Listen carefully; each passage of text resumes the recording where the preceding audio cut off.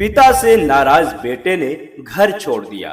बाप बेटे की दिल छू लेने वाली कहानी। सूरज अपने पिता से नाराज होकर घर छोड़ने का फैसला कर लिया। वह तेज कदमों से रेलवे स्टेशन की तरफ बढ़ने लगा। मन में पिता के प्रति गुस्सा लिए हुए अपने आप से बड़बड़ाता हुआ चला जा रहा था कि जब देखो तब पढ़ने को बोलते रहते हैं।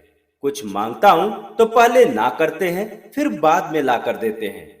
समय से कभी भी मेरी जरूरतों को पूरा नहीं करते। हमेशा यही कहते रहते हैं कि बेटा, घर का खर्च अभी बहुत अधिक है, थोड़ा रुक जाओ। अब मैं खुद बाहर निकलकर पैसे कमाऊंगा और अपनी जरूरतों को पूरा करूंगा। दरअसल सूरज की अपने पिताजी से ये नाराजगी बाइक खरीदने को लेकर थी। सूरज काफी दिनों से एक बाइक खरीदने के लिए अपने पिता से जिद कर रहा था कि मेरे सभी दोस्त कोचिंग करने अपने अपने बाइक से आते हैं और मैं। लेकिन पिताजी हाँ तो करते थे, पर अभी तक वह सूरज के लिए बाइक नहीं खरीद सके थे। एक दिन सूरज के बाइक खरीदने की जिद करने पर उसके पिताजी ने फटकार लगाते हुए पढ़ाई में ध्यान लगाने की नसीहत दे डाली। यह बात सूरज को बहुत बुरी लगी। पिता की फटकार के बाद सूरज ने मन ही मन घर छोड़ने का फैसला कर लिया। उसी दिन शाम को सूरज के पिताजी अपनी पुरानी स्कूटर से उसकी मां को भी साथ लेकर बाजार गए। उनके बाजार जाते ही सूरज ने बैग में कुछ कपड़े रखे और अपने खर्च के पैसों के लिए वह पिताजी के कमरे में गया। कमरे में जाते ही सूरज ने देखा कि उसके पिताजी अपना पर्स टेबल पर ही छोड़ गए थे। गुस्से में सूरज ने पिताजी के पर्स को भी रख लिया ताकि बाहर जाने पर ट्रेन की टिकट व अन्य खर्चों को पूरा कर सके। सूरज घर छोड़कर निकल पड़ा।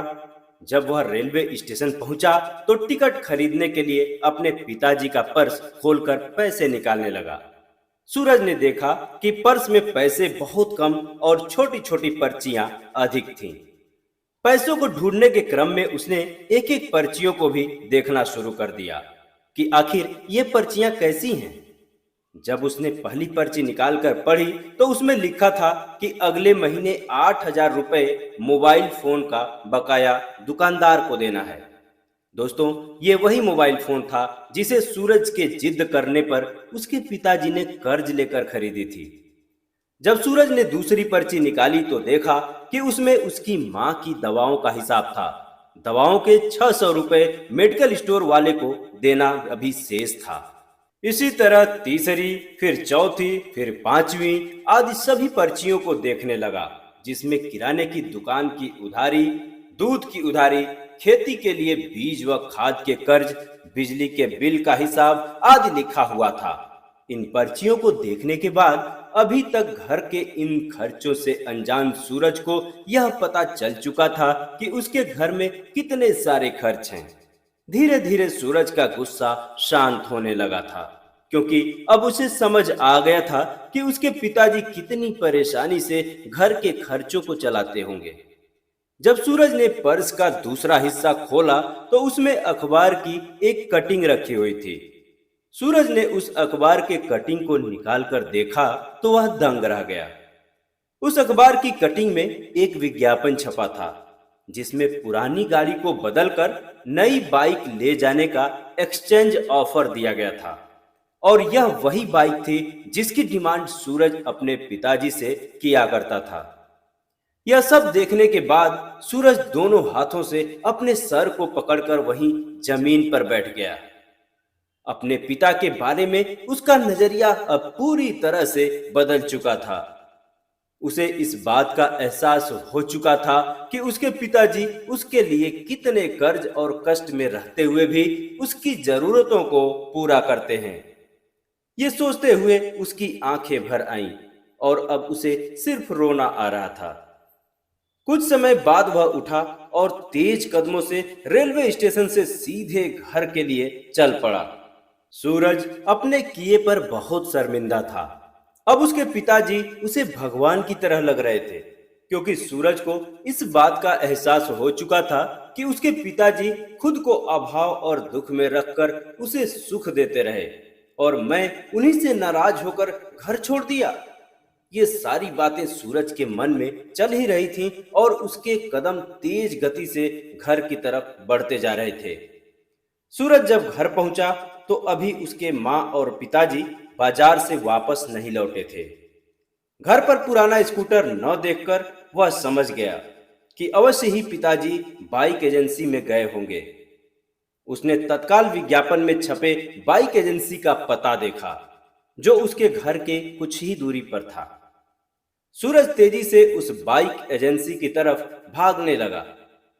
जब वह बाइक एजेंसी के अंदर प्रवेश किया तो देखा कि उसके पिताजी अपनी पुरानी स्कूटर को बेचकर और सूरज के लिए वही बाइक खरीद रहे थे जिसकी डिमांड सूरज ने की थी। बाइक के पेपर्स तैयार किए जा रहे थे। यह देखकर सूरज रोता हुआ जाकर अपने पिता के पैरों पर गिर पड़ा और रो रो कर कहने लगा, पिताजी मुझे माफ कर दीजिए, मैं बहुत बड़ी गलती कर रहा था। मैं घर छोड़कर जा रहा था, यहाँ तक कि आपका पर्स भी लेकर चला गया था पिताजी। और ये पर्स ना ले जाता तो शायद एक पिता के महत्व को मैं नहीं समझ पाता। अब मुझे सब समझ में आ गया है पिताजी, आप यह स्कूटर मत बेचिए। मुझे अब कोई बाइक नहीं चाहिए। इस स्कूटर को लेकर घर चलिए पिताजी। आप मुझे इसी स्कूटर से स्कूल छोड़ा करते थे, मेला घुमाया करते थे। इस स्कूटर के साथ हमारी बहुत सारी यादें जुड़ी हुई हैं पिताजी। अब मैं आपसे वादा करता हूं कि मैं पूरी मेहनत से पढ़ाई करूंगा और एक अच्छी नौकरी हासिल करके ही अपने लिए बाइक खरीदूंगा। पर आप इस स्कूटर को मत बेचिए पिताजी। यह कहकर सूरज रोते हुए पिता के गले लग गया। पिता की आंखें भी आंसुओं से भर गई और बेटे को गले लगा लिया।